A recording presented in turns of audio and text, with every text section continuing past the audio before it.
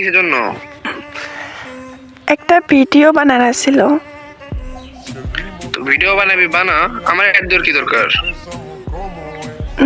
তাহলে ঠিক আছে, তাহলে তুই যা। না থাক, যেহেতু আইসা পড়ছি তাহলে বানা, আমিও থাকি তোর ভিডিওতে। তাহলে চুপচাপ করে থাকবি, কোনো কথা বলবি না, বুঝতে পারছস? बोलने दे আচ্ছা ঠিক আছে। তাহলে অ্যাটিটিউড সাউন্ড লাগা। ওকে। তো গাইস, আমি ইউটিউবে নতুন। তো তুই তো নতুনই, এটা আমরা জানি সবাই, বলার কি আছে?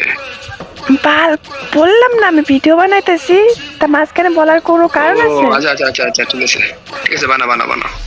তো গাইস, আমি ইউটিউবে নতুন, সবাই আমাকে লাইক কমেন্ট শেয়ার করবেন। এ আইছে তোর ম্যাচে লাইক দিবে লাগে বই আর হইছে, তুই একটা ছোট ইউজার, তোর কেউ লাইক দিব নাকি?